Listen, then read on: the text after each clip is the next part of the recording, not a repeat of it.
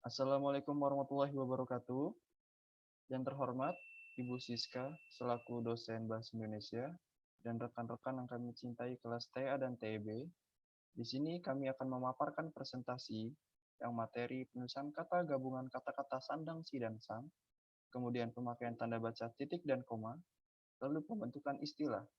Kami dari kelompok 2 yang beranggotakan Destalia Yunita Putri, Azra Ramadan Pohan, Benyamin Rizky Laia, dan Nur Afni Latiful Muklisa.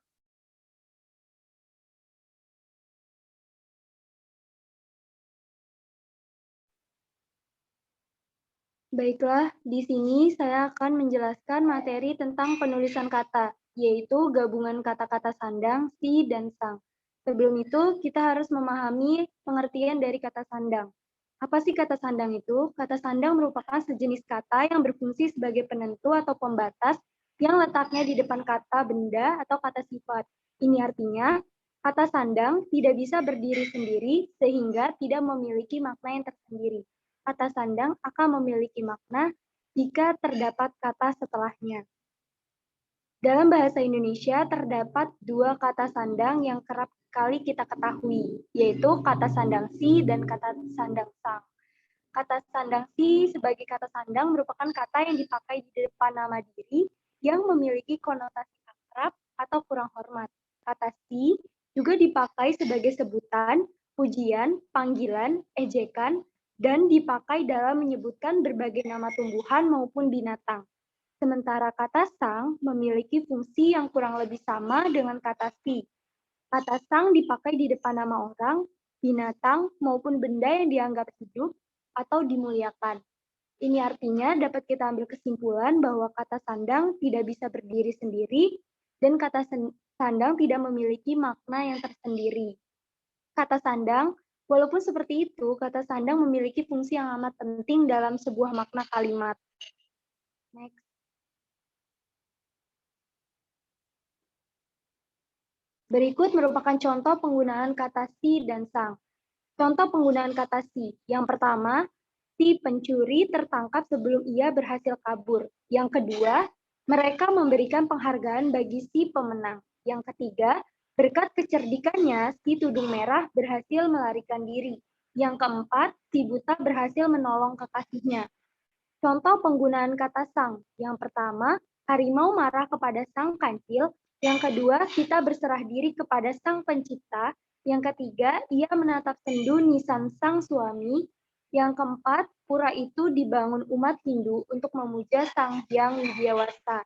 Dengan catatan yang pertama, kata si dan sang selalu diawali dengan huruf kecil, kecuali di awal kalimat. Yang kedua, kata sang dan kata setelahnya diawali huruf kapital untuk nama Tuhan selain nama Tuhan menggunakan huruf kecil. Contohnya seperti penggunaan kata sang di nomor 2 dan di nomor 4. Yang catatan yang ketiga yaitu kata biasa, misalnya pengirim, kakak, setelah si atau sang diawali huruf kecil. Contohnya yaitu dalam penggunaan kata si terdapat di nomor 2 dan pada penggunaan kata sang terdapat di nomor 3. Catatan keempat yaitu kata julukan, misalnya buta, kancil. Setelah si atau sang, diawali huruf kapital, termasuk nama orang. Contoh penggunaan katanya yaitu terdapat di contoh penggunaan kata si di nomor 3.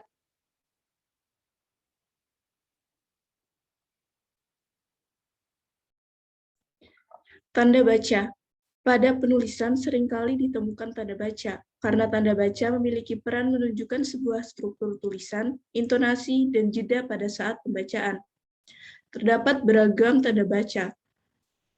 Contohnya yaitu tanda titik dan koma. Tanda titik.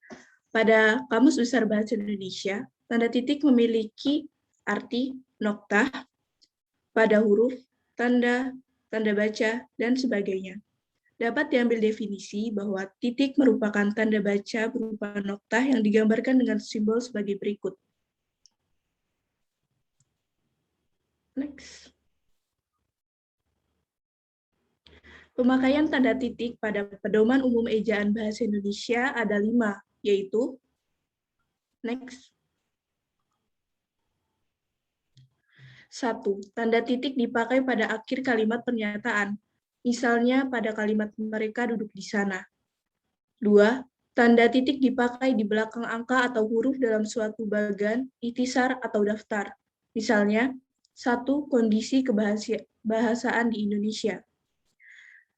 Pada penggunaan ini terdapat 3 catatan, yaitu 1. Tanda titik tidak dipakai pada angka atau huruf yang sudah bertanda kurung dalam suatu perincian. 2. Tanda titik tidak dipakai pada akhir penomoran digital yang lebih dari 1 angka. 3. Tanda titik tidak dipakai di belakang angka atau angka terakhir dalam penomoran deret digital yang lebih dari 1 angka dalam judul tabel, bagan, grafik, atau gambar. Next. 3. Tanda titik dipakai untuk memisahkan angka jam, menit, dan detik yang menunjukkan waktu atau jangka waktu. Misalnya pukul 1:35 20 detik. 4. Tanda titik dipakai dalam daftar pustaka di antara nama penulis, tahun, judul tulisan yang tidak berakhir dengan tanda tanya atau tanda seru, dan tempat terbit. Misalnya, Pusat Bahasa, Departemen Pendidikan Nasional, tahun 2008, Peta Bahasa di Negeri Kesatuan Republik Indonesia, Jakarta. Next. 5. Tanda titik dipakai untuk memisahkan bilangan ribuan atau kelipatannya yang menunjukkan jumlah. Misalnya pada kalimat Indonesia memiliki lebih dari 13.000 pulau.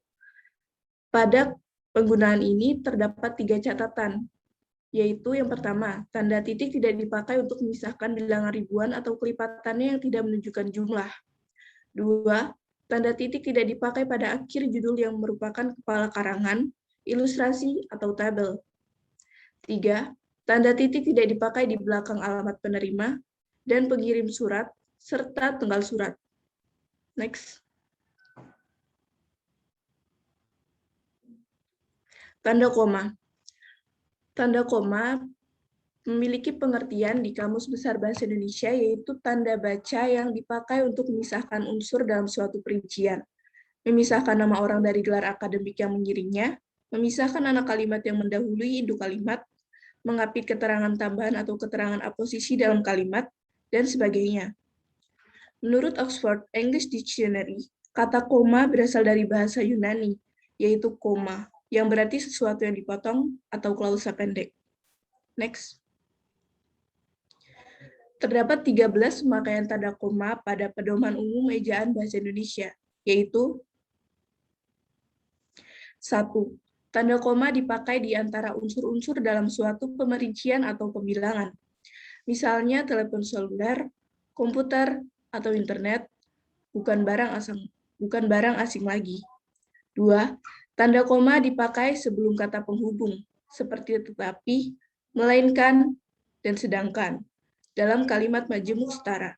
Misalnya, saya ingin membeli kamera, tetapi uang saya belum cukup.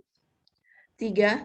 Tanda koma dipakai untuk memisahkan anak kalimat yang mendahului induk kalimatnya. Misalnya, kalau diundang, saya akan datang. Terdapat catatan pada pemakaian ini, yaitu tanda koma tidak dipakai jika induk kalimat mendahului anak kalimat, seperti pada kalimat saya akan datang kalau diundang. Next. 4. Tanda koma dipakai di belakang kata atau ungkapan penghubung antar kalimat, seperti oleh karena itu, jadi, dengan demikian, sehubungan dengan itu, dan meskipun demikian. Misalnya, mahasiswa itu rajin dan pandai, oleh karena itu, dia memperoleh beasiswa belajar di luar negeri. 5. Tanda koma dipakai sebelum dan atau sesudah kata seru, seperti o, ya, wah, aduh, atau hai, dan kata yang dipakai sebagai sapaan, seperti bu, dik, atau nak. Misalnya, dia baik sekali, Bu. 6. Tanda koma dipakai untuk memisahkan petikan langsung dari bagian lain dalam kalimat.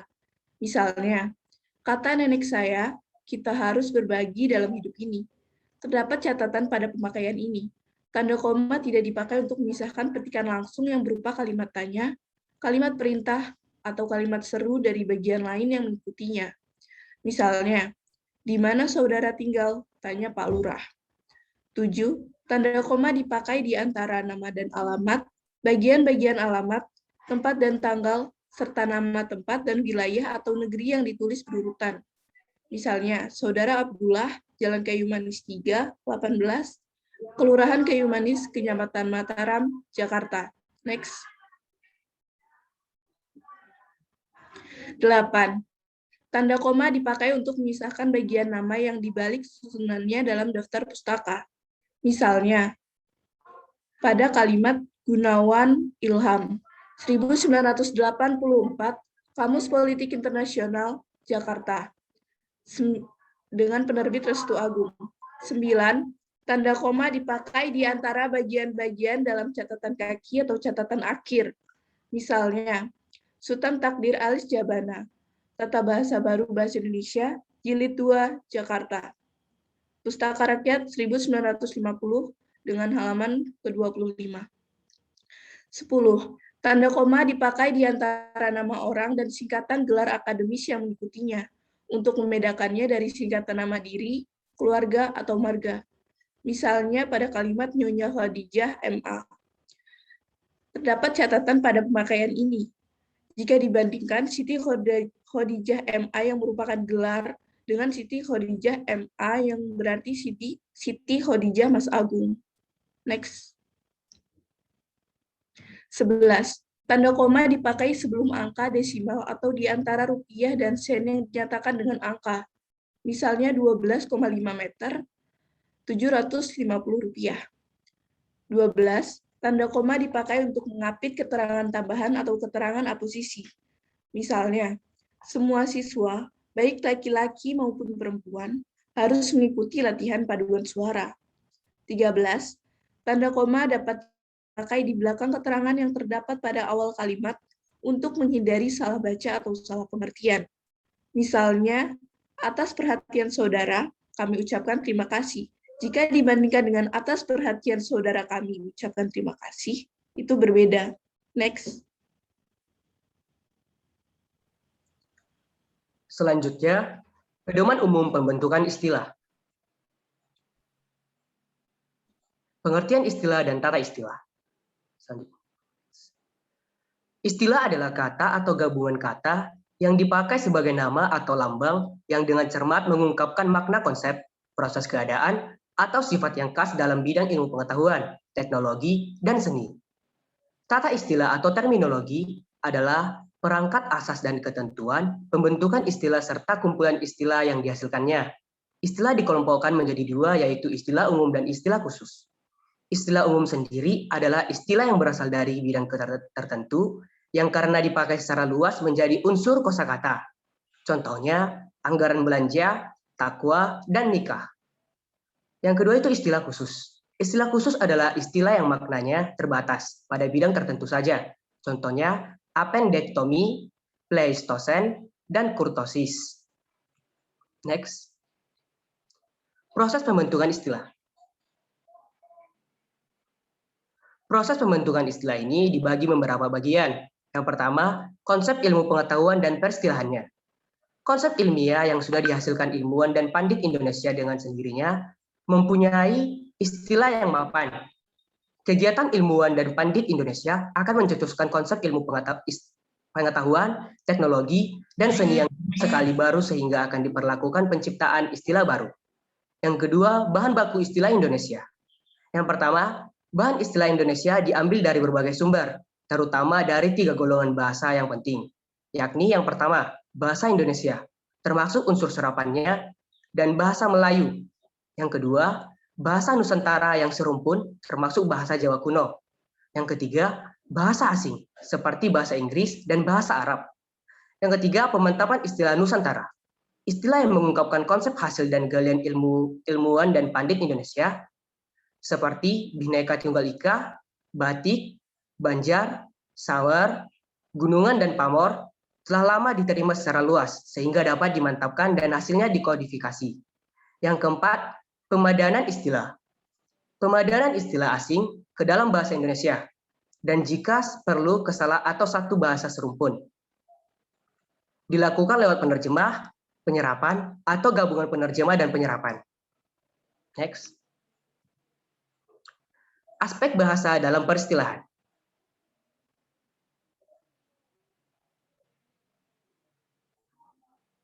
Pertama, istilah bentuk dasar.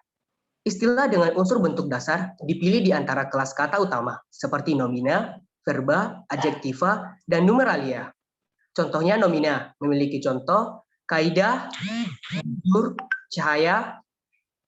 Selanjutnya verba, keluar, uji, tekan. Adjektiva contohnya kenyal, acak, cemas. Contoh dari numeralia, gaya 4, pukulan 1-2, bus 2 angka. Yang kedua, istilah bentuk berafiks. Dijabarkan dari bentuk dasar dengan penambahan prefiks, infiks, sufiks, dan konfliks. Seturut kaidah pembentukan kata bahasa Indonesia misalnya, dari bentuk pirsa dijabarkan menjadi pemirsa, bukan pirsawan. Hantar dijabarkan menjadi kehantaran, bukan kehantaran. Istilah bentuk berafiks menunjukkan pertalian teratur antara bentuk dan maknanya. Yang ketiga, istilah bentuk ulang. Berupa ulangan bentuk dasar seutuhnya atau sebagian, dengan atau tanpa pengembuhan dan pengubahan bunyi. Istilah bentuk ulang ini dibagi menjadi 4. Yang pertama, bentuk ulang utuh. Bentuk ulang utuh ini, istilah ini mengacu pada kemiripan. Contohnya ubur-ubur, paru-paru, bola, dan orang-orang. Yang kedua, bentuk ulang suku awal atau dwi purwa. Bentuk ulang suku awal ini dibentuk melalui pengulangan konsonan awal. Contohnya, laki menjadi lelaki, rata, rerata, dan tangga, tetangga. Yang ketiga, bentuk ulang berafiks, yaitu istilah bentuk ulang dengan afiksasi. Contohnya, pohon menjadi pepohonan. Yang keempat, bentuk ulang salin suara, yaitu istilah tersebut dibentuk melalui perubahan bunyi. Contohnya, balik menjadi bolak-balik. Warna, warna-warni, teka, teka-teki. Dari segi makna, perulangan tersebut mengandung makna bermacam-macam. Next. Keempat, istilah bentuk majemuk, yang dibagi menjadi 3 bagian. Yang pertama, A, gabungan bentuk bebas. 1, gabungan bentuk dasar, misalnya garis lintang, tampak depan, rawat jalan. Yang kedua, gabungan bentuk dasar dengan bentuk berafiks, misalnya tertangkap tangan, proses berdaur, sistem pencernaan. Yang ketiga, gabungan bentuk berafiks dengan bentuk berafiks, misalnya perawatan kesehatan dan kesehatan lingkungan. B, majemuk bentuk bebas dengan bentuk terikat. Ada sejumlah bentuk terikat yang berasal dari bahasa Jawa kuno dan Melayu. Misalnya, purba atau purba wisesa, absolute power, dan susila, good morals. Sementara itu, bentuk terkait dari bahasa asing barat dengan beberapa perkecualian langsung diserap bersama-sama dengan lainnya yang mengikutinya. Contoh gabungan bentuk asing barat dengan kata Melayu Indonesia adalah inframerah, subbagian, multijutawan. C, majemuk bentuk terikat gabungan. Merupakan unsur-unsurnya bentuk terikat. Dilakukan dengan merangkai unsur-unsur tersebut. Penulisan setiap unsur tidak dipisahkan dan tidak diberi tanda hubung. Contohnya, dasawarsa dekade. Dan yang kelima, istilah bentuk analogi. Istilah bentuk analogi bertolak dari pola bentuk istilah yang sudah ada, berdasarkan pola bentuk pegulat, tata bahasa, juru tulis, pramugari, dan beranalogi pada istilah tersebut dibentuk berbagai istilah lain.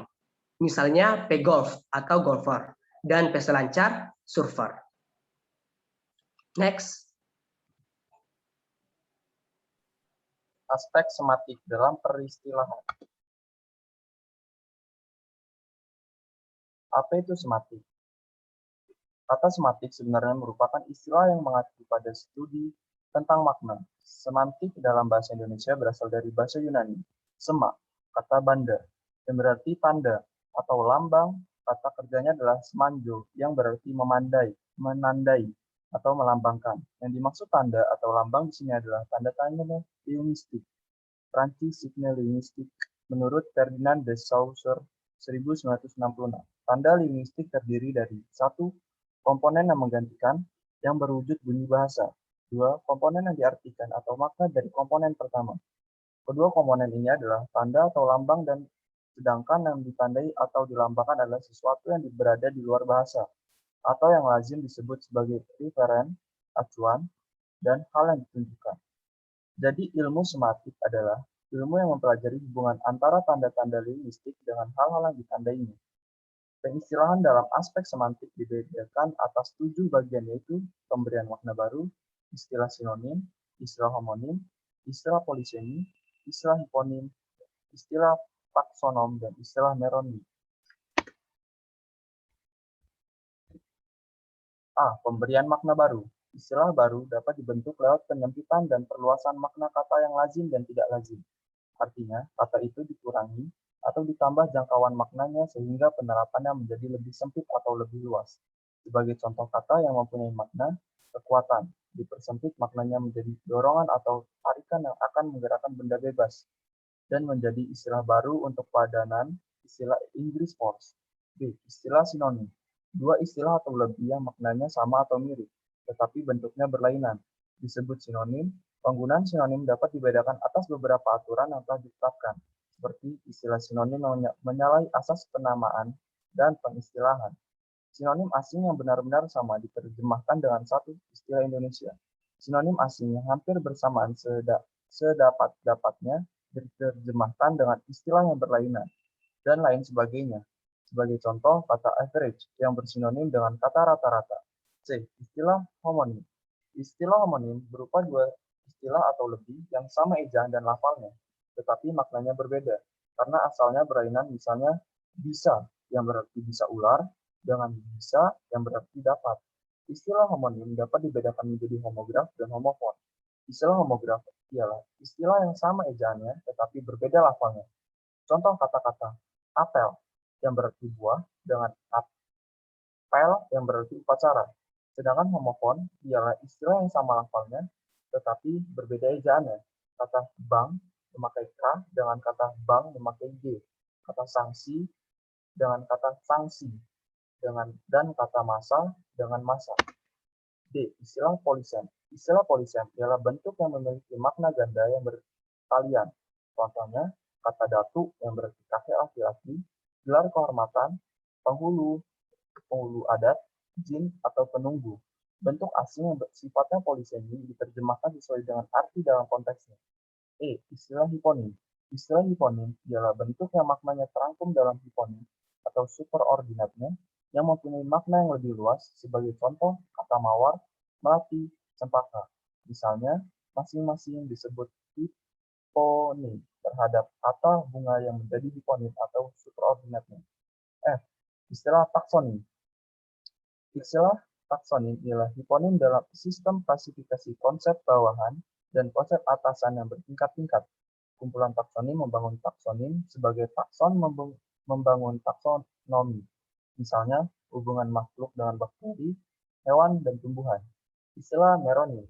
Istilah meronim ialah istilah yang mewujud definitif yang ditunjuknya merupakan bagian dari wujud lain yang menyeluruh. Istilah yang menyeluruh itu disebut holonim. Misalnya kata tubuh, muki, makna kata bagian makna keseluruhan yang mencakupi makna kata bagiannya yaitu tangan, kepala, kaki, leher, dada, lengan, dan tungkai. Sekian, terima kasih presentasi dari kami.